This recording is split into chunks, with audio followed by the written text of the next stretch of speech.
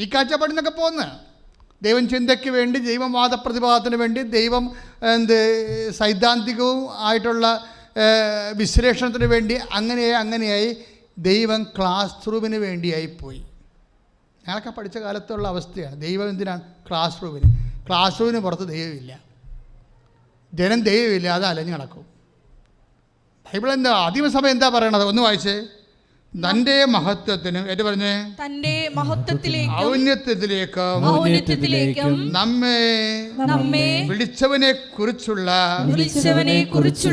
പൂർണ്ണമായ അറിവിലൂടെ നമ്മുടെ ജീവിതത്തിനും ഭക്തിക്കും ആവശ്യമായതെല്ലാം അവന്റെ ദൈവശക്തി നമുക്ക് പ്രദാനം ചെയ്തിരിക്കുന്നു. ദൈവശക്തിയാണ് നമുക്കത് പ്രദാനം ചെയ്യണത്. അപ്പം നേർച്ച വസ്തുക്കൾ നിങ്ങളുടെ ഭക്തിയുടെ വസ്തുക്കൾ തന്നെയാണ്. അത് നിങ്ങൾക്ക് തരുമ്പോൾ എൻ്റെ അടുത്ത് ഉദ്ദേശിക്കുന്നത് എന്താണ്? ദൈവശക്തിയാണ്. അതുകൊണ്ട് തന്നെയാണ് അത് സൂക്ഷിച്ച് വെക്കണം, സൂക്ഷിച്ച് കൈകാര്യം ചെയ്യണം. നിങ്ങളത് വിശുദ്ധിയോടെ ഉപയോഗിക്കണമെന്നൊക്കെ അച്ഛൻ പറഞ്ഞില്ലേ? കാര്യം വിശുദ്ധിയും ശക്തിയും തമ്മിൽ ബന്ധമുണ്ട്. വിശുദ്ധി, ഇപ്പം ശക്തി എന്ന് പറയുന്നത് എന്താണ്? ശക്തിയുടെ ഫലങ്ങൾ. ഇപ്പം മക്കളില്ലാത്തവർക്ക് ഇപ്പം അവർക്ക് എന്താ സംഭവിച്ചത്? 10 കൊല്ലം മക്കളില്ല, ഉടമ്പടി തൈലം തേച്ച് വിശ്വാസപ്രമാണം ചെയ്ത് കഴിഞ്ഞപ്പോൾ അവർ പ്രഗ്നൻ്റായി. അതെന്താണ്? ദൈവത്തിൻ്റെ ശക്തി. മറ്റുള്ള എല്ലാ പ്രതിരോധ ശക്തികളെയും നിർവീര്യമാക്കിക്കൊണ്ട് ദൈവത്തിൻ്റെ ശക്തി അവർ പ്രാപിച്ചതാണ് കുഞ്ഞിൻ്റെ രൂപത്തിൽ. ഇതുപോലെ വരുന്ന ഒരു വിഷയം തന്നെയാണ് ഈ ശക്തി. നമ്മളെ എല്ലാ മേഖലകളിലും സംലഭ്യമാണ്, ഏത് മേഖലയിലാണെങ്കിലും. പക്ഷേ ശക്തിക്ക് മുമ്പ് എന്ത് സംഭവം ഉണ്ടാകണം? വിശുദ്ധി ഉണ്ടാകണം. പിടികിട്ടിയ? ശക്തിക്ക് മുമ്പ് എന്താ ഉണ്ടാണ്? ഉടമ്പടി ശ്രദ്ധിക്കേണ്ട. ചില ആൾക്കാർക്ക് ഉടമ്പടി അത് ഏക്കാത്തതിൻ്റെ കാരണം ആ ഉടമ്പടി അവർ ഉടമ്പടിയുടെ വിധിപ്രകാരമല്ല ചെയ്യണത്. ശക്തി വരുന്നതിന് മുമ്പ് എന്താ നമുക്ക് വേണ്ടത്? വിശുദ്ധി. ഞാനൊരു കാര്യം ചോദിക്കട്ടെ നിങ്ങളോട്. എബ്രാഹത്തിന് ദൈവം വാഗ്ദാനം ചെയ്തത് എന്താണ്? 3 കാര്യം വാഗ്ദാനം ചെയ്തായിരുന്നു. എന്തൊക്കെയാണ്? ഒരു ലാൻഡ് കൊടുക്കുമെന്ന് പറഞ്ഞായിരുന്നു, അല്ലേ? സ്ഥലം കൊടുക്കാമെന്ന് പറഞ്ഞായിരുന്നു. പിന്നെ എന്താ എബ്രാഹത്തിനോട് പറഞ്ഞത്? സ്ഥലം കൊടുക്കാമെന്ന് പറഞ്ഞായിരുന്നു. പിന്നെ നിന്റെ ബ്ലെസ്സിങ് കൊടുത്തു. പിന്നെ ഒരു മകനെ വാഗ്ദാനം ചെയ്തായിരുന്നു, അല്ലേ? ആരെയാണത് വാഗ്ദാനം ചെയ്തത്? ഇസ്ഹാക്കിനെ. പക്ഷേ ഇസ്ഹാക്ക് ജനിക്കണതിന് 1 കൊല്ലം മുമ്പ് ഇസ്ഹാക്ക് സാറായുടെ ഉദരത്തിൽ രൂപപ്പെട്ടു വരുന്ന ആ ദിവസങ്ങളിൽ എബ്രാഹത്തിനോട് ദൈവം ഒരു കാര്യം പറഞ്ഞായിരുന്നു. എന്താണ് കാര്യം? ആ എബ്രാഹത്തിൻ്റെ സാറായുടെ ഉദരത്തിൽ ഇസ്ഹാക്ക് രൂപപ്പെട്ടു വരുന്ന ആ ദൈവത്തിൻ്റെ വാഗ്ദാനം ആ കുടുംബം പ്രാപിക്കുന്ന സമയത്ത്, പ്രസവിച്ചു കഴിഞ്ഞല്ല പറഞ്ഞത്, പ്രസവിക്കുന്ന മുമ്പ് പ്രഗ്നൻ്റ് ആകുന്ന ആ ആഴ്ചയിൽ പറഞ്ഞതാണ്. എന്താ പറഞ്ഞത്? നീ എൻ്റെ മുമ്പാകെ തന്നെ ഉണ്ടാകണം, പിന്നെ എന്ത് ചെയ്യണം? വിശുദ്ധിയിൽ വ്യാപരിക്കണം. ഇത് പറഞ്ഞിട്ട് 1 കൊല്ലം കഴിയുമ്പോഴാണ് ഇസ്ഹാക്ക് ജനിക്കുന്നത്. ഇത്രയും കണക്ഷനുണ്ട് വിശുദ്ധിയും ശക്തിയും തമ്മിൽ. ഉൽപ്പത്തി പുസ്തകത്തിൻ്റെ 17:1-2 വചനം വായിച്ച് ശ്രദ്ധിക്കട്ടെ. ഹല്ലേലൂയ. ഉൽപ്പത്തി 17:1-2. അബ്രാമിന് 99 വയസ്സായപ്പോൾ കർത്താവ് പ്രത്യക്ഷപ്പെട്ട് അവനോട് അരുളി ചെയ്തു, സർവശക്തനായ ദൈവമാണ് ഞാൻ, എൻ്റെ മുമ്പിൽ വ്യാപരിക്കുക, കുറ്റമറ്റവനായി വർത്തിക്കുക. ക്ലിയർ അല്ലേ? ഈ വചനം എത്രയാണ്? 17:1. ഒന്നിന് വായിച്ചേ.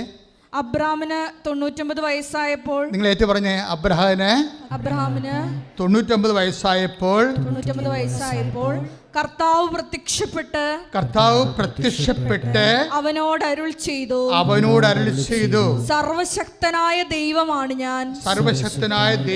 ഞാൻ, എൻ്റെ മുമ്പിൽ വ്യാപരിക്കുക, കുറ്റമറ്റവനായി വർത്തിക്കുക. Praise the Lord. അതായത് ഇത് പറഞ്ഞിട്ട്, ഇതിപ്പോൾ എത്രാമത്തെ വയസ്സുണ്ട് എബ്രാഹത്തിന്? 99. 100ാമത്തെ വയസ്സിലാണ് ആര് ജനിക്കണത്? ഇസ്ഹാക്ക് ജനിക്കണത്. എന്താ പ്രോബ്ലം എന്ന് വെച്ച് കഴിഞ്ഞാൽ, എന്തുകൊണ്ടാണ് 25 കൊല്ലം എടുത്തത്? ഈ വാഗ്ദാനം നേരത്തെ കൊടുത്തതല്ലേ? 75 വയസ്സായപ്പോൾ കൊടുത്ത വാഗ്ദാനമാണ്. അടുത്ത കൊല്ലം ഞങ്ങൾ ഇവിടെ കടന്നു പോകുമ്പോൾ നിനക്കൊരു കുഞ്ഞുണ്ടാവുമെന്ന് പറഞ്ഞത് എന്ന് പറഞ്ഞതാണ്? എബ്രഹാത്തിൻ്റെ 75-ാമത്തെ വയസ്സിൽ പറഞ്ഞതാണ്. പക്ഷേ എന്താ പറ്റിയത്? എബ്രഹാം ഒരു ശുദ്ധീകരണത്തിലൂടെ കടന്നു പോവുകയാണ്. ഇതിൻ്റെ ഇടയ്ക്ക് ദൈവത്തിൻ്റെ വാഗ്ദാനത്തിനെതിരായിട്ട് അയാളുടെ കുടുംബത്തിൽ തന്നെ പെണ്ണുമ്പിള്ള ഇടപെട്ട് കുളവാക്കിയത് സാറ പറഞ്ഞ് ആഗറിന് നിൽപ്പുണ്ട്, ആഗറിനെ പ്രാപിക്കാൻ പറഞ്ഞു. എന്താ കാര്യം? ലോത്ത് ഗുണ്ടയാണ്. ഇവന്മാരുടെ കൂടെയുള്ളവന്മാരെല്ലാം ഗുണ്ടാ പരിപാടിയുള്ളതാണ്. നിങ്ങളെങ്ങാനും ചത്തുപോയി കഴിഞ്ഞാൽ ഈ സ്വത്തെല്ലാം അടിച്ചിട്ട് അവന്മാർ പോകും. നമുക്ക് സ്വന്തം കുഞ്ഞുണ്ടെങ്കിൽ തീർച്ചയായിട്ടും നമുക്ക് അവകാശമുണ്ടല്ല. അതുകൊണ്ട് ദൈവം പറഞ്ഞു എന്ന് കേൾക്കേണ്ട കാര്യമില്ല. നീ ഹാഗറിനെ പ്രാപിക്കുക, മക്കളുണ്ടാകട്ടെ എന്ന് പറഞ്ഞു. ആര് പറഞ്ഞു കൊടുത്തതാണ്? ആ ചിരിച്ച ചേടുത്തി പറഞ്ഞു കൊടുത്തതാണ്. ദൈവം വാഗ്ദാനം അതാണ്. എന്താ പ്രോബ്ലം എന്ന് വെച്ച് കഴിഞ്ഞാൽ, ദൈവവചനം കേൾക്കുമ്പോൾ ചില അണ്ണന്മാർക്കും ചേച്ചിമാർക്കും ചിരി വരും. അതോടുകൂടി അവിടെ കാര്യത്തിലൊരു തീരുമാനമാകും. ഉൽപ്പത്തി പുസ്തകം 21:1-5 വരെ. ശ്രുതികട്ടെ. കർത്താവ് വാഗ്ദാനമനുസരിച്ച് കർത്താവ് വാഗ്ദാനമനുസരിച്ച് സാറായെ അനുഗ്രഹിച്ചു. വൃദ്ധനായ അബ്രാഹത്തിൽ നിന്ന് സാറാ ഗർഭം ധരിച്ച് ദൈവം പറഞ്ഞ സമയത്ത് തന്നെ പുത്രനെ പ്രസവിച്ചു. സാറായിൽ ജനിച്ച മകന് ഇസഹാക്ക് എന്ന് അബ്രഹാം പേരിട്ടു. കുഞ്ഞു പിറന്നിട്ട് 8-ാം ദിവസം ദൈവകൽപ്പന പ്രകാരം അബ്രഹാം അവന് പരിച്ഛേദനം നടത്തി. അബ്രഹാത്തിന് 100 വയസ്സുള്ളപ്പോഴാണ് ഇസഹാക്ക് ജനിച്ചത്. ക്ലിയർ അല്ലേ? 21:5 അബ്രഹാത്തിന് എത്ര വയസ്സുണ്ട്? ഇസ്ഹാക്ക് ജനിക്കുമ്പോൾ 100 വയസ്സുണ്ട്. അപ്പോഴേ നീ എൻ്റെ മുമ്പാകെ നിൽക്കുക, കുറ്റമറ്റവനായിരിക്കുക എന്ന് പറയുമ്പോൾ അബ്രഹാത്തിന് എത്ര വയസ്സുണ്ടായിരുന്നു? 99. മനസ്സിലായില്ലേ? ഇത് വളരെ ശ്രദ്ധിച്ച് മനസ്സിലാക്കേണ്ട വിഷയമാണ്. അതായത് എബ്രാഹത്തിന് ഇസഹാക്കിനെ ദൈവം സാറായുടെ ഉദരത്തിലേക്ക് നിക്ഷേപിക്കും മുമ്പ്, 1 മാസം മുമ്പോ 2 മാസം മുമ്പോ ദൈവം എബ്രാഹത്തിനോട് എന്താ പറഞ്ഞത്? നീ എൻ്റെ മുമ്പാകെ വ്യാപരിക്കുക, പിന്നെന്താണ്? കുറ്റമറ്റവനായിരിക്കുക. മനസ്സിലായില്ലേ? അനുഗ്രഹം നിങ്ങൾ ഉദ്ദേശിക്കുന്നുണ്ടെങ്കിൽ എബ്രാഹത്തിനോട് ചെയ്ത അതേ നടപടിക്രമങ്ങൾ തന്നെയാണ് നമ്മളും ദൈവം പ്രതീക്ഷിക്കുന്നത്. ഒരു ശക്തി വരികയാണ്. നമ്മൾ 2 പത്രോസ് 1:3 എന്താ വായിച്ചത്? തന്റെ മഹത്വത്തിലേക്കും തന്റെ മഹത്വത്തിലേക്കും ഔന്നത്യത്തിലേക്കും നമ്മെ വിളിച്ചവനെ കുറിച്ചുള്ള പൂർണ്ണമായ അറിവിലൂടെ നമ്മുടെ ജീവിതത്തിനും ഭക്തിക്കും ആവശ്യമായതെല്ലാം അവന്റെ ദൈവിക ശക്തി നോട്ട് ദ പോയിന്റ് എന്താണ്? അവന്റെ ദൈവിക ശക്തി. അപ്പൊ നമ്മുടെ ജീവിതത്തിന് ആവശ്യമായതെല്ലാം നൽകണത് എന്താണ്? അവന്റെ ദൈവികമായ ശക്തിയാണ്. ഇസഹാക്കിനെ സാറായുടെ ഉദരത്തിൽ നിക്ഷേപിച്ചത് എന്താണ്? ദൈവികമായ ശക്തിയാണ്. ഈ ശക്തി നമുക്ക് ലഭിക്കുന്ന മുമ്പ് എബ്രഹാത്തിനോട് ദൈവം എന്താ പറഞ്ഞത്? 17:1 എന്താ പറഞ്ഞത്? 17:2 നീ എൻ്റെ മുമ്പാകെ വ്യാപരിക്കണം, പിന്നെന്താണ്? കുറ്റമറ്റവനായിരിക്കണം. പറഞ്ഞ മനസ്സിലായില്ലേ? ശക്തിക്ക് മുമ്പ് എന്ത് വേണം? വിശുദ്ധി വേണം. ഇക്കൊറ്റ പോയിന്റ് പിടികിട്ടിയോ? നിങ്ങളുടെ LTS പാസ്സാകാനായാലും ശരി, നിങ്ങളുടെ വസ്തു വിൽപ്പനയായാലും ശരി, നിങ്ങളുടെ ജോലിയുടെ പ്രൊമോഷനായാലും ശരി, ഒരു ദൈവിക ശക്തി 2 പത്രോസ് 1:3 അനുസരിച്ച് കൊണ്ട് നിങ്ങളുടെ ജീവിതത്തിലേക്ക് നിങ്ങൾ പ്രതീക്ഷിക്കുന്നുണ്ടെങ്കിൽ ശക്തിക്ക് മുമ്പേ നിങ്ങൾ എന്ത് ചെയ്യണം? വിശുദ്ധിയുള്ളവരായിരിക്കണം. തൻ്റെ മുമ്പാകെ വ്യാപരിക്കണം. അതുപോലെ തന്നെ എന്ത് ചെയ്യണം? കുറ്റമറ്റവനായിരിക്കണം. അച്ഛൻ്റെ ഇപ്പം ലാസ്റ്റ് സാക്ഷ്യങ്ങൾ നോക്കുമ്പോഴേ നമുക്ക് മനസ്സിലാവുന്നൊരു സത്യമുണ്ട്. എന്താ കാര്യം? നമ്മുടെ കയ്യിലൊന്നും വേണ്ടെന്ന് പറയാൻ മതി. ഞങ്ങൾക്ക് അതില്ല ഇതില്ല എന്നൊക്കെ വിചാരിച്ചുകൊണ്ടേ നിങ്ങൾ ആവശ്യമില്ലാതെ ഉത്കണ്ഠപ്പെടരുത്. ദൈവമുണ്ടായാൽ മതി. പറഞ്ഞ മനസ്സിലായല്ലേ? കഴിഞ്ഞ ദിവസങ്ങളിൽ ഷീജ എന്നും പറഞ്ഞ നേഴ്സ് ഒരു സാക്ഷ്യം പറഞ്ഞിട്ടുണ്ട്.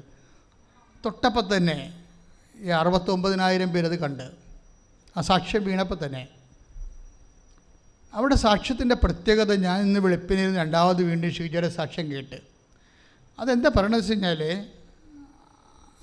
സിയോസ് എന്ന് പറഞ്ഞ് അതായത് സ്പോൺസറിൻ്റെ സർട്ടിഫിക്കറ്റ് അവരുടെ മകളാണ്. ഇവർ മകൾക്ക് ഉണ്ടായ ദൈവാനുഭവത്തെക്കുറിച്ചാണ് അവർ സാക്ഷ്യം പറയണത്. അതിനകത്ത് അവർ ഇൻവോൾവാണ്, ആ കുടുംബം മൊത്തം ഇൻവോൾവാണ്. എന്താ അനുഭവം എന്ന് പറയണത്, ഇവരൊരു ജനറൽ നേഴ്സാണ്. ആര്? മകളൊരു ജനറൽ നേഴ്സാണ്. BSc നേഴ്സിങ്ങിന് വിടാനുള്ള കാശ് കുടുംബത്തിലില്ല. ഒരു കടയുണ്ട്, പിന്നെ ഇവർക്ക് ചെറിയ ജോലിയുണ്ട്. പക്ഷേ ആ ജോലി എന്ന് പറയുന്നത് പെട്ടെന്ന് ആ ജോലി പോയി. അവർ നേഴ്സായിരുന്നു ഒരു ഹോസ്പിറ്റലിൽ. അത് ഒരു പ്രത്യേക സാഹചര്യത്തിൽ സമ്മർദ്ദം കൊണ്ട് ഇവർക്കത് റിസൈൻ ചെയ്യേണ്ടി വന്നു. അപ്പോൾ പിന്നെ വരുമാനമില്ല. അപ്പോൾ ഈ മകളൊക്കെ GNM പഠിച്ച് പുറത്തിറങ്ങിയപ്പോൾ ഇവരുടെ ഉള്ള ജോലി കൂടി പോയി. ഇതാണ് ജീവിതം എന്ന് പറയണത്. മനസ്സിലായില്ലേ?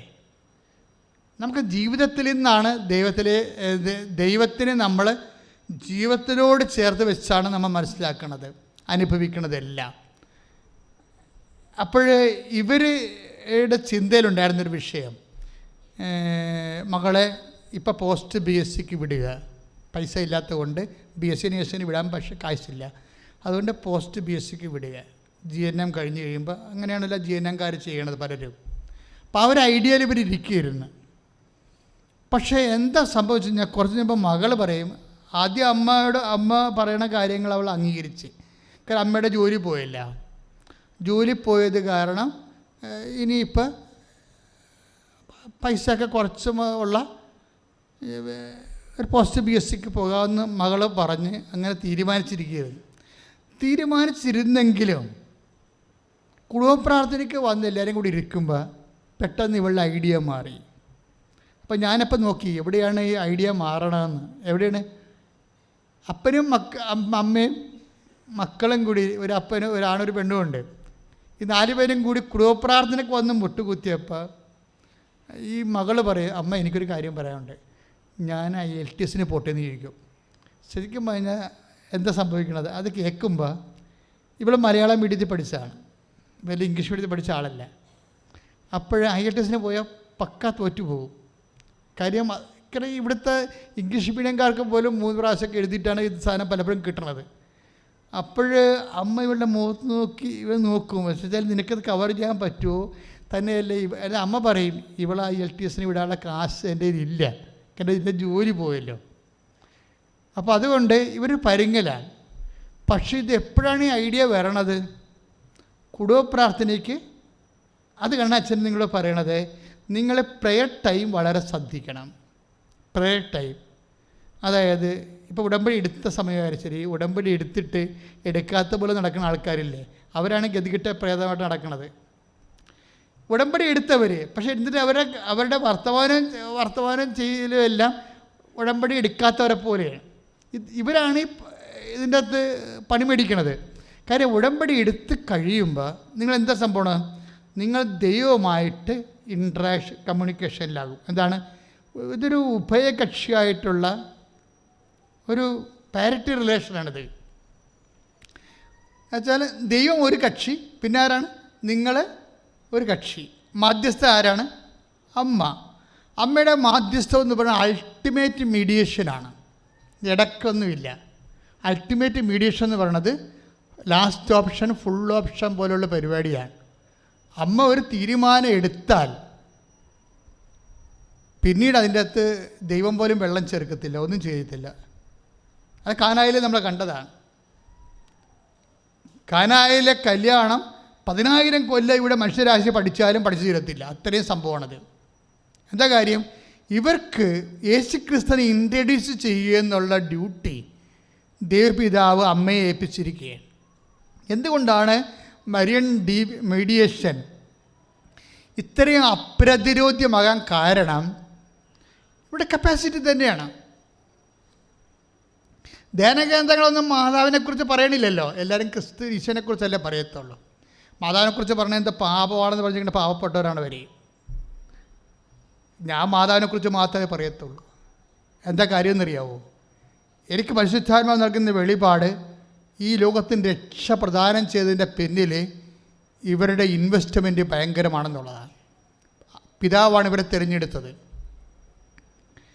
ആദ്യം ഒരു ഉടമ്പടി നടന്നായിരുന്നല്ലോ. ആദ്യത്തെ ഉടമ്പടി ആദമായിട്ടും ഹവ്വായായിട്ടും അവരാ ഉടമ്പടിയെ ഉഴപ്പി. അവരോട് പറഞ്ഞതാണ്, നിങ്ങൾ നിത്യമായിട്ട് ജീവിക്കും, പക്ഷേ തോട്ടത്തിൽ നടുക്ക് നിൽക്കുന്ന വൃക്ഷത്തിൽ നിന്ന് നിങ്ങൾ പഴം കഴിക്കരുത്. ഉടമ്പടിയാണത്. അതാണ് കവനൻ്റ് ഓഫ് ഈഡൻ, ഏതെല്ലാം ഉടമ്പടി. പക്ഷെ പാവപ്പെട്ടവർ ലംഘിച്ചു. ഇതിന് ബദലായിട്ട് ദൈവം കൊണ്ടുവന്ന ആളാരാണ്? മറിയമാണ്. മറിയവുമായിട്ട് ഉടമ്പടി ചെയ്യുമ്പോൾ മറിയത്തിനെ ഷാഡോ ആയിട്ട് നിർത്തിക്കൊണ്ടാണ്, അടിസ്ഥാനപ്പെടുത്തിക്കൊണ്ടാണ് ഏഡനിലെ ഉടമ്പടി നടക്കുന്നത്. ഇതാണ് ഉടമ്പടി, ഏഡനിലെ ഉടമ്പടി. മറ്റത് ആദ്യത്തിൻ്റെ ഉടമ്പടിയാണ്. അതും ആയിട്ടുള്ള ഉടമ്പടി കഴിഞ്ഞിട്ടാണ് കവനൻ്റ് ഓഫ് എയ്ഡൻ വരുന്നത്. കവനൻ്റ് ഓഫ് എയ്ഡൻ സംഭവിക്കുന്നത്, ഏതെല്ലാം ഉടമ്പടി സംഭവിക്കുന്നത് 3:15 ഒന്ന് വായിച്ച്. നീയും സ്ത്രീയും തമ്മിലും നിന്റെ സന്തതിയും അവളുടെ സന്തതിയും തമ്മിലും ഞാൻ ശത്രുത ഉളവാക്കും. അവൻ നിന്റെ തല തകർക്കും. നീ അവന്റെ കുതികാലിൽ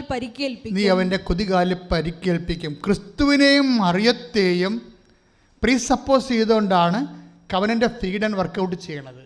ഇവിടെ എന്താ ബൈബിളിൻ്റെ അടിസ്ഥാനം എന്ന് പറയണത്?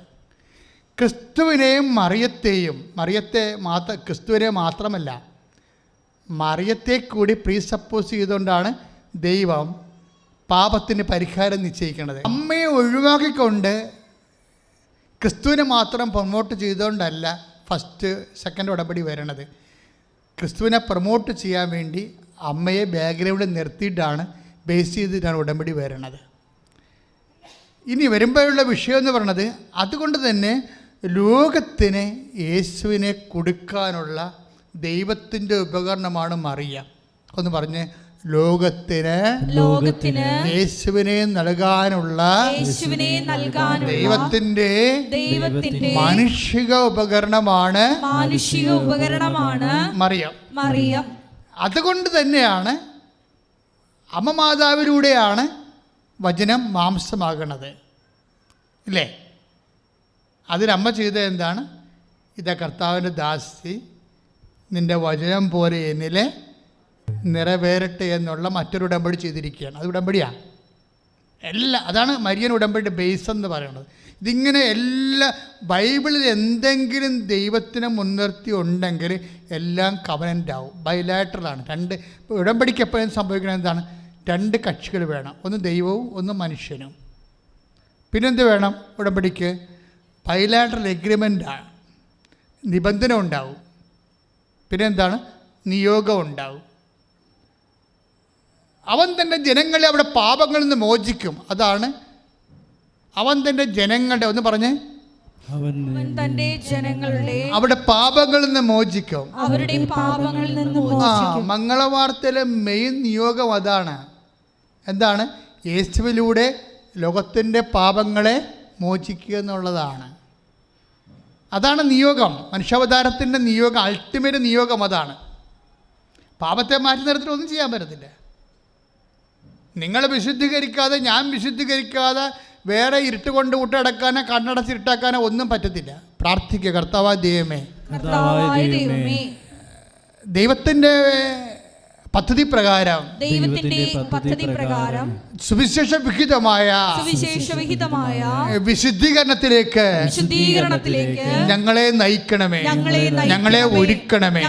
ശ്രദ്ധിക്കട്ടെ. ഹല്ലേലൂയ.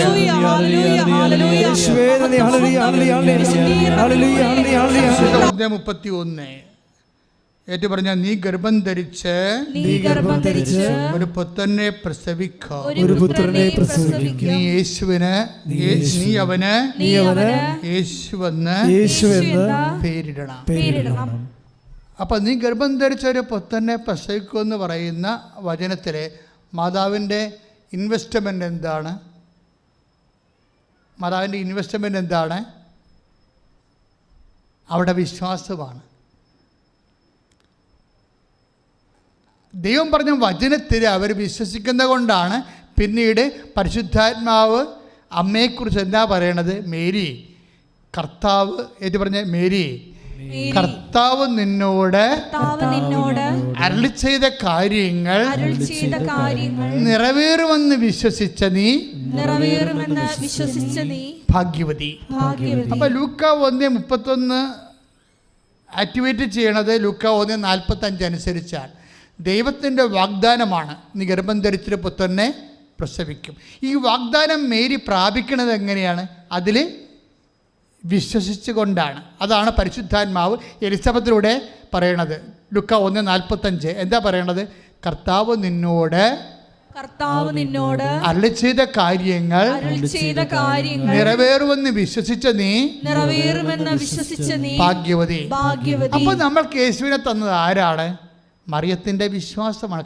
പരിശുദ്ധ പരമ ദിവ്യകാരുണ്യത്തിന് ആരാധനയും സ്തുതിയും പുകഴ്ചയും ഉണ്ടായിരിക്കട്ടെ. അപ്പൊ മറിയത്തോട് ചെയ്ത വാഗ്ദാനമില്ലേ? നീ ഗർഭം ധരിച്ചൊരു പുത്രനെ പ്രസവിക്കും, അവൻ തന്നെ ജനങ്ങളെ അവിടെ പാപങ്ങളിൽ നിന്ന് മോചിക്കും എന്ന് പറഞ്ഞ വാഗ്ദാനമില്ലേ? ഈ വാഗ്ദാനം മറിയം പ്രാപിക്കുന്നത് എങ്ങനെയാണ്? ലൂക്ക 1:45 വെച്ചുകൊണ്ടാണ്. എന്താ ലൂക്ക 1:45 കർത്താവ് നിന്നോട് അരുളി ചെയ്ത കാര്യങ്ങൾ പറഞ്ഞേ. കർത്താവ് നിന്നോട് അരുളി ചെയ്ത കാര്യങ്ങൾ ദൈവത്തിന്റെ വചനം അല്ലേ? നിറവേറുമെന്ന് പറഞ്ഞേ. നിറവേറുമെന്ന് വിശ്വസിച്ച നീ ഭാഗ്യവതി. മറിയത്തിന്റെ വിശ്വാസം എന്തിലുള്ള വിശ്വാസമാണ്? കർത്താവിൻ്റെ വചനത്തിലുള്ള വിശ്വാസമാണ്. ഈ വിശ്വാസം പ്രഖ്യാപിച്ചുകൊണ്ട് മറിയം ഉടമ്പടി ചെയ്യുന്നുണ്ട് ദൈവത്തോട്. ഇതാണ് മറിയൻ ഉടമ്പടി എന്ന് പറയുന്നത്. മരിയൻ ഉടമ്പടി എന്ന് പറയുന്ന സംഭവം ഇതാണ്. എന്താണത്? ഇതാ കർത്താവിൻ്റെ ദാസി. 1:38 ഇതാ കർത്താവിൻ്റെ ദാസി, നിന്റെ വചനം പോലെ എന്നിൽ നിറവേറട്ടെ. ഇതാണ് മരിയൻ ഉടമ്പടി എന്ന് പറയണത്. എന്താണ്? ദൈവം വാഗ്ദാനം തരും. ലൂക്ക 1:31 മറിയം അതിൽ വിശ്വസിക്കും. ലൂക്ക 1:45 എന്നിട്ട് മറിയം അതിനെ ഉടമ്പടിയുടെ ഭാഗമാക്കി മാറ്റും. എന്താണ്? ഇതാ കർത്താവിൻ്റെ ദാസി. ഉടമ്പടി എടുക്കുന്നവർ ദൈവത്തിൻ്റെ ദാസികളാകണം, ദാസനാകണം. കൈയിടിച്ച് കർത്താവിനെ സ്തുതിക്കട്ടെ.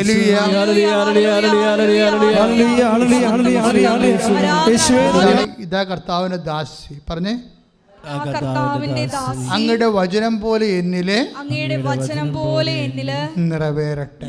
അപ്പൊ ദൈവത്തിന്റെ വചനം നിറവേറ്റാൻ സ്വയം ദാസിയായി മാറിയ സമർപ്പണമാണ് ഉടമ്പടിയുടെ ജീവൻ എന്ന് പറയണത്. പറഞ്ഞ മനസ്സിലായില്ലേ? ഉടമ്പടി ഒരു സമർപ്പണമാണ്. ഈ സമർപ്പണം എന്ന് പറയുമ്പോൾ ആദ്യം എന്താ പോകേണ്ടത്? നമ്മുടെ അഹങ്കാരം പോകണം ആദ്യം. ഇപ്പോൾ ഇവരെന്താ, ഇപ്പോൾ ഈ ഷീജ നേഴ്സ് അവർ പറയണത്, എനിക്ക് ഇത്തിരി അഹങ്കാരം ഉണ്ടായിരുന്നു. അവിടെ സാക്ഷ്യം പോണത് അങ്ങനെയാണ്. എനിക്കിത്തിരി അഹങ്കാരം ഉണ്ടായിരുന്നു. എന്താണ്? അവർക്ക് നല്ല നേഴ്സാണ്, അവർക്ക് നല്ല ശമ്പളമുണ്ട്. അപ്പോൾ 54 വയസ്സ് വരെ റിട്ടയർ ആകുന്നവരെ ഉള്ള അവരുടെ കാര്യങ്ങളെക്കുറിച്ച് അവർക്ക് നല്ല ഹെഡ് വെയ്റ്റ് ഉള്ള ആളാണ്, കോൺഫിഡൻസാണ്. ഈ ചില ആത്മവിശ്വാസങ്ങൾ ചില സമയത്ത് അഹങ്കാരമായി മാറും. നമ്മുടെ പഠനം, ആരോഗ്യം, നമ്മുടെ കുടുംബത്തിൻ്റെ സെറ്റപ്പ്, നമ്മുടെ സ്വാധീനങ്ങളൊക്കെ കൊണ്ട് നമ്മൾ അത്ര കുറഞ്ഞ പുള്ളിയല്ല എന്നുള്ള ഒരു ധാരണ ചില സമയത്ത് അഹങ്കാരമായിട്ട് മാറും. അതുകൊണ്ടാണ് അമ്മ പറയണത് ഉടമ്പടി ചെയ്യുമ്പോൾ ഇതാ കർത്താവിൻ്റെ ദാസി എന്ന് പറയണത്. നിങ്ങൾ വിനയപ്പെടണം. അതുകൊണ്ട് അവർക്ക് എന്നാ സംഭവിച്ചു? ഷീജയ്ക്ക് എന്നാ സംഭവിച്ചു? ഷീജയെ അനുഗ്രഹിക്കുന്നതിന് മുമ്പ് ദൈവം അവരെ വിശുദ്ധീകരിക്കുന്നുണ്ട്. എങ്ങനെ വിശുദ്ധീകരിക്കേണ്ടത്? അവിടെ ജോലി പോയി, അതിനോട് വിശുദ്ധീകരണം തുടങ്ങി. ജോലി പോയി, അവരെന്താ അവിടെ കിസപിസ ഉണ്ടായി. അവസാനം അവർക്ക് ജോലി രാജിവെക്കേണ്ടി വന്നു. ജോലി രാജിവെക്കേണ്ടി വന്നു കഴിഞ്ഞപ്പോൾ ഇവർക്ക് കുറേ പ്രശ്നങ്ങളുണ്ടായി.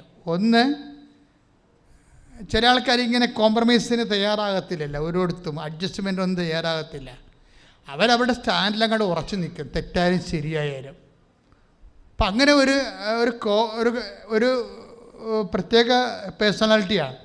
ഇതിൻ്റെ വരുമ്പോൾ എന്താ പ്രശ്നം വെച്ച് കഴിഞ്ഞാൽ, അങ്ങനെ ഒരു കടുംപിടുത്തമോ അല്ലെങ്കിൽ ഒരു ഭയങ്കരമായ ഒരു ശാഠ്യത്തിൽ നിന്ന് കഴിഞ്ഞാൽ അവിടെ എളിമ ഉണ്ടാകത്തില്ല. അപ്പോൾ ദൈവം പ്രവർത്തിക്കാൻ ഉടമ്പടി വർക്കൗട്ട് ചെയ്യത്തില്ല. ഉടമ്പടി എന്നല്ല, ഒന്നും വർക്കൗട്ട് ചെയ്യത്തില്ല. അതുകൊണ്ട് എന്നാ ചെയ്തെന്ന് വെച്ച് കഴിഞ്ഞാൽ, ഇവിടെ ജീവിതത്തിൽ ഇവർ ജോലി പോയി കഴിയുമ്പോൾ ഇവർ ശരിക്കും ഒരു സീറോയായി. ഇവർക്ക് പിന്നീട് പിന്നീട് കുറച്ച് വെറുപ്പുണ്ടാകും. കാര്യം ഇവരെ ജോലി കളഞ്ഞതിൽ ഒരു സംഘടിതമായ ഗ്രൂപ്പ് ആശുപത്രിയിൽ ഉണ്ടായിരുന്നു, അവരോടൊക്കെ ഇവർക്ക് വെറുപ്പാണ്. എങ്കിലും ഇവർ ഉടമ്പടി മുന്നോട്ട് പോകുന്നുണ്ടെങ്കിലും ആ വെറുപ്പുകൾ അങ്ങനെ കിടക്കും. നിങ്ങളത് നോക്കണം. ഉടമ്പടി എബ്രാഹത്തിനോട് പറഞ്ഞില്ലേ ദൈവം, ഇപ്പം 25 കൊല്ലം കഴിയുമ്പോൾ 24ാമത്തെ കൊല്ലമാണ് പറയണത്, നീ എൻ്റെ മുമ്പാകെ തന്നെ ഉണ്ടാകണം, വിശുദ്ധി ഉള്ളവരായിരിക്കണം. അത് എബ്രാഹത്തിനോട് പറയണം. ഇവരുടെ ജോലി പോയി കഴിയുമ്പോൾ പക്ഷേ ഇവർക്ക് വിശ്വാസമുണ്ട്. ഇവർ പറഞ്ഞത് എന്താ വെച്ചാൽ, എനിക്ക് മാതാവായിട്ട് വലിയ ബന്ധമൊന്നുമില്ല, പക്ഷേ ഞാൻ ബൈബിളിനെ കൊതിയോടെ വായിക്കുന്ന ആളാണ്, ബൈബിളിൽ എനിക്ക് അഭിഷേകമുണ്ട്. അപ്പം ചിലരുടെ ഷീജയുടെ നിലപാട് ഒത്തിരി പേർക്കുണ്ട്. ഈശോ ഉണ്ടായി പിന്നെ ഞാനും ഒക്കെ പണ്ട് അങ്ങനെ ധരിച്ചിരുന്നത്. സെമിനാരി വെച്ച് ഞാൻ അച്ഛന്മാരുടെ കനന നമസ്കാരം അന്ന് 3000 രൂപയാണ്. വീട്ടിൽ വന്ന് പൈസ ഇല്ലാഞ്ഞിട്ട് വീട്ടിൽ വന്ന് തേങ്ങ ഇട്ട് കൊട്ടൊക്കെ പിടിച്ചുകൊണ്ട് പോയി കടയിൽ കൊടുത്ത് കാശ് വാങ്ങിച്ചാണ് ഈ പുസ്തകം മേടിച്ചത്. അന്ന് 900 രൂപയാണ് അതിന്, ആ പുസ്തകത്തിന്. അപ്പോൾ ആ ബ്രീബരി എന്ന് പറഞ്ഞ ആ പുസ്തകത്തിൽ ഓൾമോസ്റ്റ് ഓൾ പ്രെയർ ഉണ്ട്. അപ്പോൾ എൻ്റെ മനസ്സിലൊക്കെ ഇരുന്നത് ഈശോ ഇവിടെ കൊണ്ടില്ല, പിന്നെ എന്തിനാണ് നമ്മുടെ മാതാവ് എന്തിനാണെന്ന്, അതങ്ങനെ ഞാൻ ചിന്തിച്ചു നടന്ന കാര്യം. 87 തകർച്ച വന്നപ്പോഴാണ് ഈശോ പതുക്കെ പിടിച്ച് മാതാവിൻ്റെ അടുത്ത് കൈ പിടിപ്പിച്ചത്. അതിനുശേഷം ഞാൻ കൈ വിട്ടിട്ടില്ല. നിങ്ങളൊരിക്കലും തെറ്റിദ്ധാരണ വീഴരുത്, ഈശോ ഉണ്ടല്ലോ പിന്നെ മാതാവ് എന്തിനാണെന്ന് ചോദിക്കരുത്. കാര്യം മാതാവും ഈശോയൊക്കെ ദൈവത്തിൻ്റെ പദ്ധതി പ്രകാരം ലോകത്തിന് യേശുവിനെ കൊടുക്കാനുള്ള ആളിൻ്റെ കൂട്ടത്തിൽ ഈശോ കഴിഞ്ഞാൽ പിന്നെ മാതാവേ ഉള്ളൂ, വേറെ ആരും ഏൽപ്പിച്ചിട്ടില്ല. പിന്നെ ഉള്ളത് ത്രിത്വത്തിൻ്റെ ഒരാളാണ്, പരിശുദ്ധാത്മാവാണ്. അപ്പോൾ ത്രിത്വത്തിൻ്റെ പിതാവും പുത്രനും പരിശുദ്ധാത്മാവ് ഉണ്ടായാലും മനുഷ്യ പങ്കാളിയായിട്ടുള്ളത് അമ്മയാണ്. അതുകൊണ്ട് ദൈവം ഒരിക്കലും അമ്മയെ ഡിസോൺ ചെയ്ത് ഒരു പ്രോജക്റ്റും ചെയ്യത്തില്ല. അതെനിക്കറിയത്തില്ല, ഞാൻ പൊട്ടംകളിക്ക് ഞാൻ എൻ്റെ തല്ല അടിച്ചു കയറ്റിക്കണത് ഈശോയാണ് എല്ലാം, പിന്നെ നമുക്ക് ആവശ്യമില്ലെന്നുള്ളതല്ലേ. പക്ഷേ ഒരു വിഷയമുണ്ട്. അപ്പോൾ ഷീജ പറഞ്ഞ അതാണ്, ഞാൻ കൊന്തയിൽ കൊന്തയൊന്നും ചിലതില്ല, ഞാൻ വീക്കാണ്, പക്ഷേ ബൈബിൾ ഞാൻ വായിക്കും. എൻ്റെ കുഞ്ഞുങ്ങളെ ഞാൻ ബൈബിൾ സുന്ദരമായിട്ട് പഠിപ്പിച്ചിട്ടുണ്ട്. 3 വയസ്സ് തൊട്ട് ഞാൻ കുഞ്ഞുങ്ങളെ ബൈബിൾ വായിപ്പിക്കുന്ന, 3-ാം ക്ലാസ് തൊട്ട് കുഞ്ഞുങ്ങളെ ബൈബിൾ വായിപ്പിക്കുന്നതാണ്. അപ്പം നല്ലൊരു ഫാമിലിയാണ് അവർ വിശ്വാസത്തിൻ്റെ. ഇപ്പോൾ കർത്താവ് പറഞ്ഞില്ലേ ഒരു യുവാവിനോട്, നിനക്കൊരു കുറവുണ്ടെന്ന് പറയും. മനസ്സിലായില്ലേ? ഇതുപോലെ മറിയാം നിൻ്റെ ജീവിതത്തിൽ ചിലപ്പോൾ ഒരു കുറവായിരിക്കും ദൈവം ചൂണ്ടിക്കാണിക്കണം. നിനക്കൊരു കുറവുണ്ട്, എൻ്റെ അമ്മയോട് നിനക്കധികം ബന്ധമില്ല എന്ന് പറയും. ഷീജ അങ്ങനെ ഒരു ആളാണ്. ഈശോയോട് ഭയങ്കര പണ്ടാര ബന്ധം, പക്ഷെ അമ്മയോട് അധികം ബന്ധമില്ല. പക്ഷേ ഇപ്പം എന്താ വെച്ചിട്ട് അമ്മയുടെ കൈ പിടിച്ച് ഷീജനെ ഏൽപ്പിക്കുന്ന ഒരു ഭാഗമാണ് അടുത്തത്. കാര്യം ഇവിടെ ജോലി പോയില്ലേ, എന്തെങ്കിലും നഷ്ടപ്പെട്ടാൽ ഓർക്കുക അമ്മ നമ്മളെ ഏൽപ്പിക്കാൻ സമയമായെന്ന്. ബിഷപ്പ് ഷീൻ്റെ ഒരു പുസ്തകം പണ്ട് ഞാൻ വായിച്ചിട്ടുണ്ട്. വൈദികരെ തകർച്ചയെക്കുറിച്ച് എഴുതിയിരിക്കുന്നതാണ്. വൈദികർക്ക് തകർച്ച വന്നാൽ ദ ട്രഷറിങ് ക്ലേ, മൺപാത്രത്തിലെ നിധി എന്ന ആ പുസ്തകത്തിൻ്റെ പേര്. ട്രഷറിങ് ക്ലേ. ഇപ്പോൾ ബിഷപ്പ് ഷീനെ വിശുദ്ധനാക്കാൻ വേണ്ടി നടപടിക്രമം നടന്നുകൊണ്ടിരിക്കുന്ന സമയത്ത് ബിഷപ്പ് ഷീനെതിരെ ഒരു ആട്രിബ്യൂഷൻ ഉണ്ടായി. ബിഷപ്പ് ഷീൻ മത്രാനായിരുന്ന കാലത്ത് അവിടെ എന്താണ് ഈ പോസ്കോ കേസ് ഉണ്ടായിട്ട് ബിഷപ്പ് ഷീൻ അതിനെ റിപ്പോർട്ട് ചെയ്തില്ല എന്നുള്ള ഒറ്റ കുറ്റം കൊണ്ടാണ് ബിഷപ്പ് ഷീൻ്റെ വിശുദ്ധ പദവി തടഞ്ഞു വച്ചിരിക്കുന്നത് സഭ. ഒരു പോസ്കോ കേസ് ബിഷപ്പിൻ്റെ രൂപതയിൽ ഉണ്ടായിട്ട് റിപ്പോർട്ട് ചെയ്തില്ല. ബിഷപ്പിനത് അറിയാമായിരുന്നു ബിഷപ്പ് ഷീനെ. അതുകൊണ്ടാണ് ഇതൊക്കെ ഇപ്പോൾ മനുഷ്യന്മാരുണ്ടാക്കിയ പുതിയ നിയമങ്ങളാണ്. ഇതൊന്നും ഒരു മനുഷ്യൻ്റെ ദൈവദർശനത്തിലുള്ള വിശുദ്ധിയെ ചോദ്യം ചെയ്യപ്പെടത്തില്ല. ഇപ്പം ഇങ്ങനെയൊക്കെ ഉള്ള അന്ധതയിൽ ചെന്ന് വീണാലും കുറച്ച് കഴിയുമ്പോൾ ബിഷപ്പ് ഷീൻ വിശുദ്ധനായിട്ട് പ്രഖ്യാപിക്കപ്പെടും. കാരണം എന്താ വെച്ച് കഴിഞ്ഞാൽ ആ മനുഷ്യനിൽ നിന്നാണ് ഒരു കാലഘട്ടം ദൈവത്തെ കേട്ടത്. സത്യമായിട്ടും ഞാൻ ബിഷപ്പ് ഷീന് ഇങ്ങനെ ഇംഗ്ലീഷ് പ്രസംഗം മേടിച്ച് വെച്ചിട്ട് 83 കാലഘട്ടങ്ങളെല്ലാം ഇരുന്ന് കേട്ടുകൊണ്ടിരിക്കും. അത് കേൾക്കുമ്പോൾ അന്ന് അഭിഷേകം എന്താണെന്നൊന്നും അറിയത്തില്ലായിരുന്നു. പക്ഷെ ഇപ്പം എനിക്ക് മനസ്സിലാവുന്നുണ്ട് മുഴുവനും അഭിഷേകം ആ മനുഷ്യൻ്റെ വായിൽ നിന്ന് വരുന്നതെന്ന്. ഈ വചനത്തിന് അങ്ങനെ ഒരു പ്രത്യേകത ഉണ്ട്. ഇതിങ്ങനെ തിരത്തള്ളിക്കൊണ്ട് വരും. എല്ലാ ആന്തരിക മുറിവുകളെയും സുഖപ്പെടുത്തി, നനഞ്ഞു പോയതിനെ വാടിയതിനെ തന്നെ എല്ലാം നിവർത്തി ആറിപ്പോയിനെ ചൂടാക്കിക്കൊണ്ട് കർത്താവിൻ്റെ ചൈതന്യം, ഒരു പുതു ചൈതന്യം ഇങ്ങനെ കേൾവിക്കാരൻ്റെയൊക്കെ ആവശിക്കപ്പെടുന്ന ഒരു അഭിഷേക പ്രഭാഷണമാണ് ബിഷപ്പ് ഷീൻ്റെത്. നല്ല സൂപ്പർ സിമ്പിൾ ഇംഗ്ലീഷിലേ. അപ്പോൾ അത് ഞാൻ ഒത്തിരി കേട്ടിട്ടുണ്ട്. അപ്പം അതിൻ്റെ അകത്ത് ഒരു വാക്കാണ്, വൈദികർക്ക് എന്തെങ്കിലും ഇഷ്യൂ ഉണ്ടെങ്കിൽ ഉടനെ നീ മാതാവിൻ്റെ അടുത്ത് വരണമെന്ന്. എന്താണ്? അമ്മ അതിന് പരിഹാരം കാണുമെന്ന്. ഇത് വൈദികർക്ക് മാത്രമല്ല ഞാൻ കണ്ടിരിക്കുന്നത്. മനുഷ്യന്മാർക്ക് എന്തെങ്കിലും പ്രശ്നമുണ്ടെങ്കിൽ നിങ്ങൾ അമ്മയുടെ മുമ്പിൽ കെട്ടുകൂത്തണം. അല്ലെങ്കിൽ കർത്താവ് അമ്മയുടെ കരം ഗ്രഹിച്ച് നിൻ്റെ കയ്യിൽ തരും. ഇപ്പം ഷീജയുടെ ജോലി പോയില്ലേ? ഷീജയെ കർത്താവ് കൊണ്ടുപോകണം എവിടെ നിന്നറിയാമോ? ഇതിനിവർക്ക് കണ്ണിനൊരു കരികരിപ്പ് വന്നു. കണ്ണിനെ കരികരിപ്പ് കാണാൻ വേണ്ടി LF കാണാൻ വേണ്ടി ഇവർ ഇങ്ങനെ കൂടെ കരുതിയാണ്. അങ്കമാലി ലിറ്റിൽ ഫ്ലവറിലോട്ട് പോണ വഴിക്ക് മകൻ പറഞ്ഞ്, അമ്മ ഡെന്തിസ്റ്റല്ലേ, നമുക്ക് ഇത് ദന്ത് ക്ലിനിക്കാണ്, അവിടെ കയറി അമ്മയ്ക്ക് ജോലി തരുവാന്ന് ചോദിക്കാമെന്ന് പറഞ്ഞു. ഈ കുഞ്ഞുങ്ങളെന്ത് അവരെ കൃപയിൽ വളർത്തി കഴിഞ്ഞാൽ ആ കുഞ്ഞുങ്ങളിലൂടെ ദൈവം നമ്മോട് സംസാരിച്ചുകൊണ്ടിരിക്കും. നിങ്ങൾ കുഞ്ഞുങ്ങളെ കൃപയിൽ വളർത്തുമ്പോൾ ശ്രദ്ധിക്കണം. കാര്യം ശുച പറയുന്നൊരു സാക്ഷ്യമുണ്ട്, അത് നിങ്ങളത് കേൾക്കണം കേട്ടോ. എന്താ കാര്യത്തിൽ അവരുടെ ജോലി പോയി, കുടുംബത്തിൽ വരുമാനം പോയി, ഭർത്താവാണെങ്കിൽ ഹെവി ആയിട്ടുള്ള കാര്യങ്ങളൊക്കെ ഒന്നും കേൾക്കത്തില്ല, ടെൻഷൻ അടിക്കുന്ന ആളാണ് പെട്ടെന്ന്. അപ്പോൾ ഷീജ പറയും, പിന്നെ ഞാനൊന്നും ഹസ്ബൻഡിനോട് പറയത്തില്ല, ഞാൻ സ്വയം ഉരുകിത്തീരുമെന്ന് പറയും. ഞാൻ സ്വയം ഉരുകിത്തീരും. പക്ഷേ ഞാൻ കണ്ണ് കാണിക്കാൻ വേണ്ടി LF പോകുമ്പോൾ മകൻ പറഞ്ഞു, അമ്മ ഡെന്തിസ്റ്റല്ലേ, ഈ ഡെന്തിസ്റ്റിൻ്റെ ക്ലിനിക്ക് ഇവിടെ ഉണ്ട്, അമ്മ ചെന്ന് ചോദിക്കുമെന്ന് പറയും. നമുക്കവിടെ പോയി. അപ്പോൾ അവൻ അത്ര പ്രായമുള്ള കൊച്ചല്ല, ആ ഡിഗ്രി സ്റ്റുഡൻറ്റ്. അവൻ ആ കുഞ്ഞിന് ഉടനെ അത് തോന്നി, അതായത് ദൈവത്തിന് പറയാനുള്ളത്. എന്നാൽ പിന്നെ ഷീജയ്ക്ക് പറയാൻ പാടില്ല. അത് അവൾക്കല്ലേ ഗ്രോണപ്പ്, അവരല്ലേ നേഴ്സ്. പക്ഷെ ആ കുഞ്ഞിനെയാണ് ദൈവം ഉപയോഗിക്കുന്നത്. നിങ്ങളെ കുഞ്ഞുങ്ങളെ വിശുദ്ധിയിലും വിശ്വാസത്തിലും വളർത്തിയാൽ നിങ്ങളുടെ കുടുംബത്തെ മേലേക്ക് നയിക്കാനുള്ള കൃപ കുഞ്ഞുങ്ങളിലൂടെ തരും ദൈവം. മകളിലും അങ്ങനെയാണ് സംഭവിക്കുന്നത്. കുടുംബ പ്രാർത്ഥന സമയത്താണ് ആ GNM നേഴ്സ് പറയണത്, ഞാൻ IELTS എഴുതാൻ പോട്ടെ, അമ്മ അനുവദിക്കുക. അപ്പോൾ മകളെ കാശില്ലെന്ന് പറയും. കാശില്ലെന്ന് പറഞ്ഞെങ്കിൽ അവൾ പറഞ്ഞു, ഓക്കെ അമ്മ പറഞ്ഞ പോലെ എന്ന് പറയും. ഞാൻ ആദ്യം ഇനി പോസ്റ്റ് PSCക്ക് പോയിട്ട് പിന്നീട് ഏതെങ്കിലും കാലത്ത് PSC എടുക്കാമെന്ന് പറയും. അപ്പോൾ കുഞ്ഞുങ്ങളുടെയൊക്കെ വർത്തമാനം കണ്ടു, കുടുംബത്തിൻ്റെ അവസ്ഥ കണ്ടപ്പോൾ അടങ്ങി ഒതുങ്ങി നിൽക്കണ കണ്ടില്ലേ?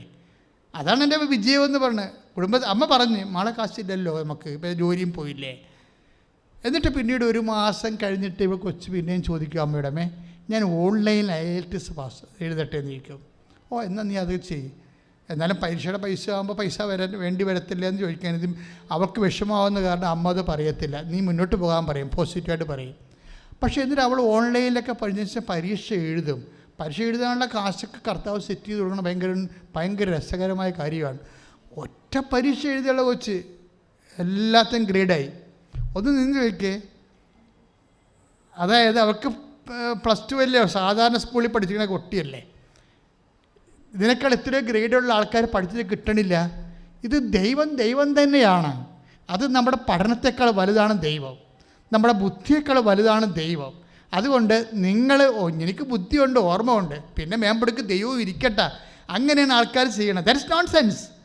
നിങ്ങൾക്ക് ബുദ്ധി ഉണ്ടായാലും കർത്താവെ നിന്നെ ആശ്രയിക്കാൻ എന്നെ സഹായിക്കണമേ ഒന്ന് പറഞ്ഞേ, നെഞ്ചത്ത് വെച്ച് കൈവച്ച് പറഞ്ഞ്, കർത്താവേ എനിക്ക് ബുദ്ധിയും വേണ്ടത്ര സ്വാധീനവും രക്ഷപ്പെടാനുള്ള മാർഗങ്ങളും എനിക്കുണ്ടെങ്കിലും അങ്ങയെ പൂർണ്ണമായി ആശ്രയിക്കുവാൻ എന്നെ പഠിപ്പിക്കണമേ, എന്നെ നയിക്കണമേ. അപ്പൊ നമ്മൾ ഈ കഥ കൊണ്ടുപോണ ദൈവാനുഭവത്തിന്റെ ഈ സ്റ്റോറി കൊണ്ടുപോണ 2 മക്കളാണ്. അവരുടെ 2 മക്കളാണ് ഇവർ ഉദ്ദേശിക്കുന്നത്, ഈ മകളും അതുപോലെ തന്നെ മകനും. അതെനിക്ക് ഭയങ്കര ഇഷ്ടപ്പെടായിരുന്നു ആ സാക്ഷ്യം. എന്താ പ്രശ്നം വെച്ച് കഴിഞ്ഞാൽ അതിനുശേഷം ഇവരെല്ലാഫിൽ ചെല്ലും, കണ്ണ് കാണിക്കാൻ വേണ്ടി കാണിച്ച്. ഇവിടുന്ന് ജോലി കിട്ടിക്കഴിയുമ്പോൾ LF പോകും. കണ്ണ് കാണിക്കാൻ വേണ്ടി ചെല്ലുമ്പോൾ അവിടെ വെച്ച് അവർക്കൊരു കൃപാസനം പത്രം കിട്ടും.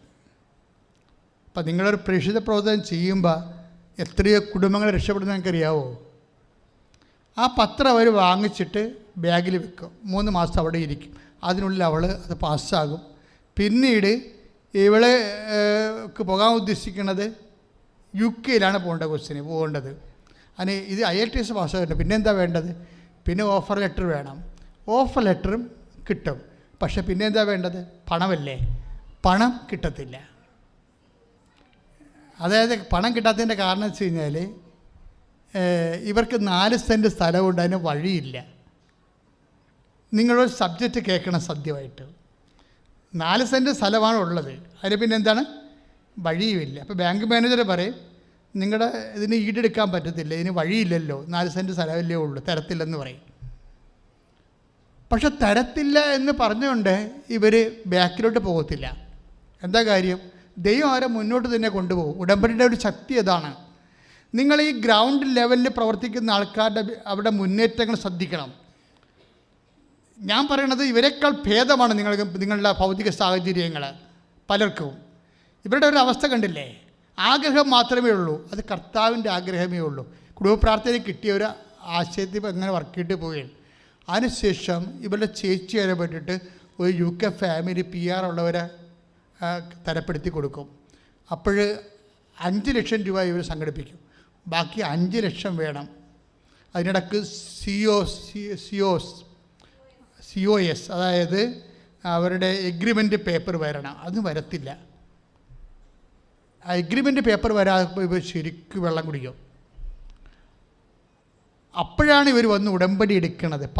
കൃപാസനം പത്രം അവരുടെ കയ്യിലുണ്ട്, പക്ഷേ ഉടമ്പടി എടുക്കേണ്ട കാര്യമുണ്ടോ, എന്താണ് ഉടമ്പടി, എന്നൊക്കെ പറഞ്ഞുകൊണ്ട് ഉടമ്പടിയെക്കുറിച്ച് ഐഡിയ ഇല്ലാതെ ഉടമ്പടി എടുക്കാൻ പ്രാർത്ഥിച്ചാൽ പോരെ എന്നൊക്കെ പറഞ്ഞിരിക്കുമ്പോഴാണ് COS വരാത്തത്.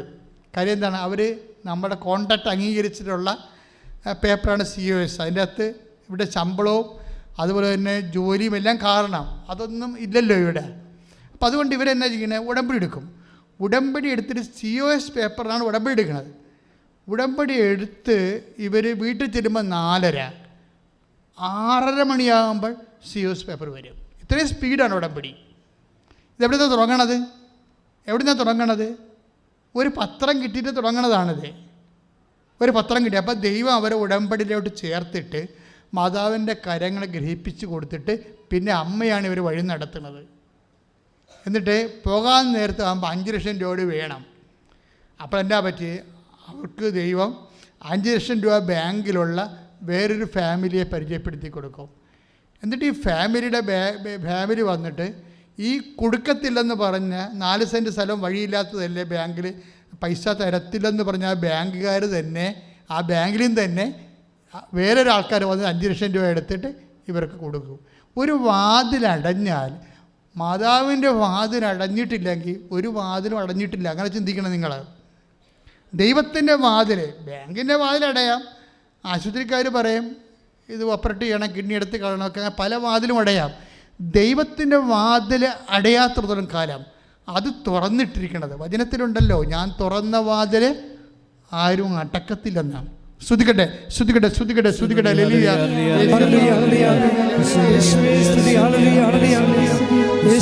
ആരാധനയും സ്തുതിയും പുകഴ്ചയും ഉണ്ടായിരിക്കട്ടെ. ഇതിനകത്ത് വന്നിരിക്കുന്ന ഏറ്റവും വലിയ വിജയം ആ കുഞ്ഞുങ്ങളെ വിശുദ്ധിയിലെയും വിശ്വാസത്തിലും വളർത്തിയതാണ് ഷീജയുടെ വിജയം എന്ന് പറയുന്നത്. പിന്നെ അവിടെ ജോലി പോയതാണ് അവരുടെ രണ്ടാമത്തെ വിജയം. ജോലിയായിരുന്നു അവർക്ക് ഹെഡ് വെയിറ്റ് ഉണ്ടാക്കി കൊടുത്തിരിക്കുന്നത്. ജോലി പോയി അവർ 0 ആയി കഴിഞ്ഞപ്പോൾ എന്താ പറ്റി? കർത്താവ് പ്രവർത്തിക്കാൻ തുടങ്ങി നേരിട്ട്. മറ്റത് ഇവർ തന്നെയാണ് പ്രവർത്തിച്ചുകൊണ്ടിരുന്നത്. എല്ലാ മനുഷ്യന്മാർക്കും ഒരു ജീവിതമുണ്ട്, അത് അവർ തന്നെ, അവർക്കുണ്ട് ആരോഗ്യമുണ്ട്, അവർക്ക് കഴിവുണ്ട്, സ്വാധീനമുണ്ട്, പണമുണ്ട്, FD ഉണ്ട്, പറമ്പുണ്ട്, പൊന്നുണ്ടെന്നൊക്കെ പറഞ്ഞുകൊണ്ടിരിക്കും. ഇതെല്ലാം നമുക്ക് പണിയായി മാറും. ഇതെല്ലാം ഉണ്ടായാലും ദൈവം ഇല്ലെങ്കിൽ പണി കിട്ടും. ഇനി ഇതൊന്നുമില്ലെങ്കിൽ ദൈവം മാത്രം ഉണ്ടെങ്കിൽ നീ രക്ഷപ്പെടും. ശ്രദ്ധിക്കട്ടെ. ജോലിയാണ് പ്രശ്നമെങ്കിലും സമ്പത്താണ് പ്രശ്നമെങ്കിലും തുറക്കേണ്ട വാതിൽ ദൈവത്തിൻ്റെതാണ്. വേറെ മനുഷ്യന്മാരുടെ വാതിൽ അടഞ്ഞു എന്ന് പറഞ്ഞുകൊണ്ട് നമുക്കൊരു ചുക്കും ചെയ്യാൻ പറ്റത്തില്ല. കാരണം എന്താണ്? ദൈവം തുറന്ന വാതിൽ അടക്കാൻ ആർക്കും പറ്റത്തില്ല. വെളിപാട് 3:7-8. വെളിപാട് 3-ാം അധ്യായം 7-ാം വാക്യം വായിച്ചോളൂ. പരിശുദ്ധനും സത്യവാനും ദാവീദിന്റെ താക്കോൽ കൈവശമുള്ളവനും മറ്റാർക്കും അടയ്ക്കാൻ കഴിയാത്തവണ്ണം തുറക്കുന്നവനും മറ്റാർക്കും തുറക്കാൻ കഴിയാത്ത വിധം അടയ്ക്കുന്നവനും ആയവൻ പറയുന്നു, നിന്റെ പ്രവർത്തികൾ ഞാൻ അറിയുന്നു. Praise the Lord. സ്തുതിക്കട്ടെ. Hallelujah hallelujah hallelujah. ഈ GNM കാരത്തി ഇപ്പോൾ ഇംഗ്ലണ്ടിൽ വർക്ക് ചെയ്യണ ആടെ കൂടെയാണെന്ന് അറിയാവോ? MSc നേഴ്സുകാരുടെ കൂടെ വർക്ക് ചെയ്തിരിക്കുന്നത്. This is the situation. ഇവർ GNM ജനറൽ നേഴ്സാണ്. BSc നേഴ്സുമാരുടെ കൂടെയും MSc നേഴ്സുമാരുടെ ഉഴയർ വർക്ക് ചെയ്യണത്. അത് കർത്താവ് തീരുമാനിക്കും. നീ വിശ്വാസത്തിൽ നിൽക്കുക, ഉടമ്പടിയോട് വിശ്വസ്തത കാണിക്കുക, ബാക്കി കാര്യങ്ങൾ ദൈവം തീരുമാനിക്കും. നീ തന്നെ കിടന്നുകൊണ്ട് നീന്തി തുടിച്ചിട്ട് വിഷമിക്കേണ്ട കാര്യമില്ല. കർത്താവ് നിന്നെ പൊക്കിയെടുത്ത് വെക്കേണ്ട സ്ഥലത്ത് വെച്ചിരിക്കും. ദാനിയേലിൻ്റെ സിംഹക്കുഴിയിലെ ദാനിയേലിന് ഭക്ഷണം കൊടുക്കുന്നത് ഹബക്കൂക്കിനെ പൊക്കിക്കൊണ്ടുപോയാണ്.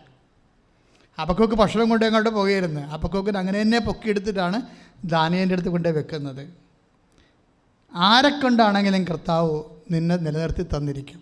അതുകൊണ്ട് നീ കർത്താവിനോട് ഉടമ്പടി വഴി ഐക്യപ്പെട്ടിരിക്കുന്ന ഐക്യത്തെ മാനിച്ചുകൊണ്ട് ഉടമ്പടിയുടെ ജീവിതം നയിക്കുക. ദൈവം നിന്നെ സഹായിക്കട്ടെ. പ്രൈസ്. ബഹുമാനയുടെ അച്ഛൻ ഇപ്പോഴ്, പ്രഭു അച്ഛൻ ഇപ്പോഴ് ആശീർവാദം നൽകും. എല്ലാവരും മുട്ട നിൽക്കുക. നമ്മുടെ എല്ലാ ഉടമ്പടി നിയോഗങ്ങൾ പരിശുദ്ധ അമ്മയുടെ മധ്യസ്ഥയിൽ ദിവ്യകാരുണ്യനാഥന് മുമ്പിൽ സമർപ്പിച്ചുകൊണ്ട് അമ്മയുടെ പ്രത്യക്ഷീകരണത്തിൻ്റെ സാക്ഷികളായി എന്നെയും എൻ്റെ കുടുംബത്തെയും ഉയർത്തണമേ എന്ന് പ്രാർത്ഥിച്ചുകൊണ്ട് നമുക്ക് ശിരസ് നമിച്ച് ദിവ്യകാരുണ്യനാഥൻ്റെ ആശീർവാദം സ്വീകരിക്കാം.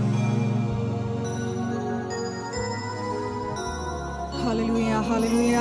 യേശുവേ നന്ദി, യേശുവേ ആരാധന. ഹൃദയം തുറന്ന് നിങ്ങളുടെ നിയോഗങ്ങളുടെ മേൽ പരിശുദ്ധ അമ്മയുടെ മധ്യസ്ഥതയാൽ വലിയ ഇടപെടലുണ്ടാകാൻ വേണ്ടി പ്രാർത്ഥിച്ചുകൊണ്ട് ആഗ്രഹിച്ചുകൊണ്ട് സ്തുതിച്ച് പ്രാർത്ഥിക്കാം. Hallelujah, hallelujah. മഹത്വം, മഹത്വം. ആരാധന, ആരാധന. Hallelujah, hallelujah. മഹത്വം, മഹത്വം. ആരാധന, ആരാധന. ഹല്ലേലൂയ. യേശുവേ നന്ദി, യേശുവേ ആരാധന. Hallelujah, hallelujah. Hallelujah, hallelujah. Hallelujah, hallelujah. മഹത്വം, മഹത്വം. ആരാധന, ആരാധന. ഹല്ലേലൂയ. യേശുവേ നന്ദി, യേശുവേ ആരാധന. Hallelujah, hallelujah. യേശുവേ നന്ദി, യേശുവേ ആരാധന. പരിശുദ്ധ പരമമാ ദിവ്യകാരുണ്യമേ, എന്നുമെന്നും അങ്ങേയ്ക്കാരാധന. പരിശുദ്ധ പരമമാ ദിവ്യകാരുണ്യമേ, എന്നുമെന്നും അങ്ങേയ്ക്കാരാധന. പരിശുദ്ധ പരമമാ ദിവ്യകാരുണ്യമേ, എന്നുമെന്നും അങ്ങേയ്ക്കാരാധന.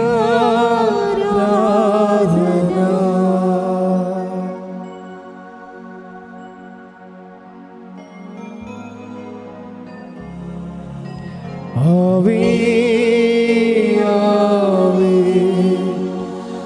Ave Maria,